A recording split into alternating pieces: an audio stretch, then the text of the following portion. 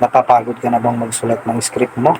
At napapagod ka na din bang magsaulog ng script mo para sa gagawin mong content? Well, mga Lodi, may solusyon tayo dyan. Alam nyo bang may feature ang CapCut app para dyan?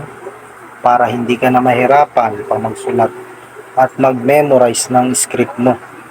Itong feature na ito sa CapCut ay tinatawag na prompter. Ito yung babasahin mo na lang yung script mo habang nagbibideo ka at yung script mo ay nasa screen mo na. Ganito kadali gawin ito. Panoorin natin ito mga Lodi.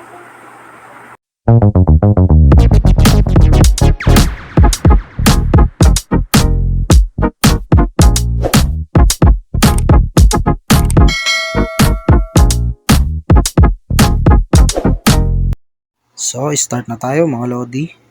Punta na tayo sa CapCut app. Click natin CapCut app. Tapos, punta tayo doon sa pinakadulo sa upper right. Yan, may nakita tayong expand. Click natin yung expand. Yan. Dahil sa second line, makikita na natin ang prompter kasunod ng AI images. So, click natin yung prompter. Ayan. So, ang mangyari na ito mga Lodi, dahil sa hindi pa nakaharap ang camera, gagawin natin X muna natin to sa pinakasulok ng script. X muna natin.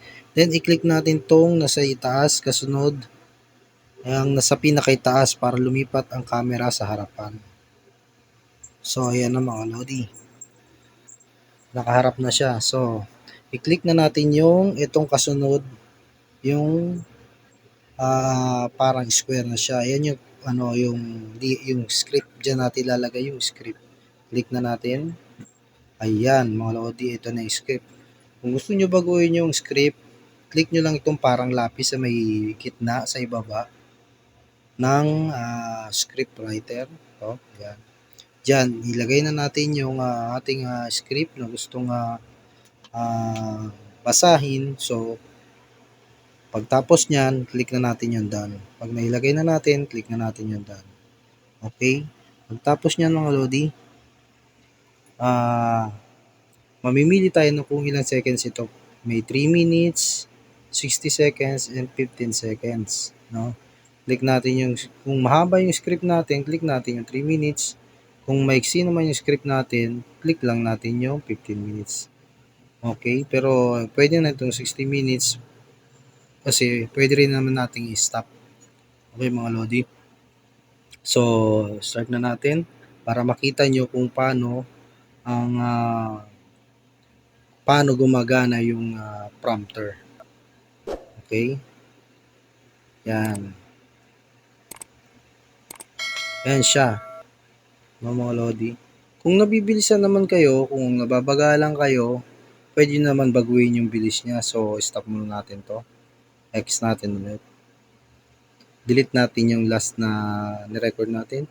So, kung nababagalan naman kayo, pwede yung bilisan. Click nyo lang itong nasa pinakasulok nung script. Ito yung parang pentagon. Yan ang sign ng settings. So, click nyo lang yung sign ng settings. Yan, speed. Ito yung speed. Pwede yung bilisan yung pagdaloy ng script. Pwede nyo rin bagalan. Yan. Tapos, dito sa baba, kung gusto nyo kung nalilitan kayo sa mga letters, pwede nyo naman lakihan.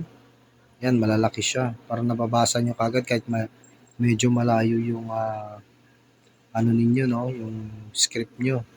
Yung cellphone nyo ba. So, pwede nyo rin litan kung nalalaking kayo. Then, pwede nyo rin baguhin ng kulay. Pwede nyo gawing green, black, or yellow. Yan. So, okay na yan mga Lodi, no?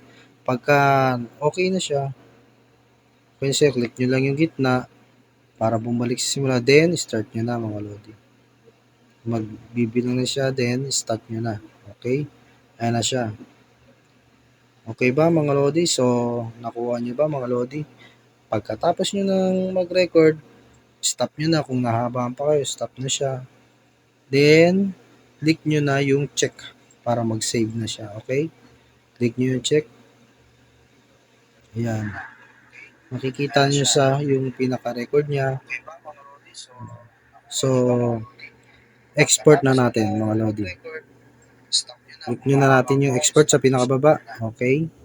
Hanggang mag-save na siya.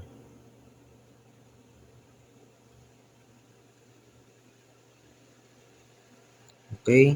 So, yan. Ibig sabihin yan, nag-save na siya. Click nyo na yung done. Then, tignan na natin kung nag-save ah, sa ating album. Yan. Tingnan natin.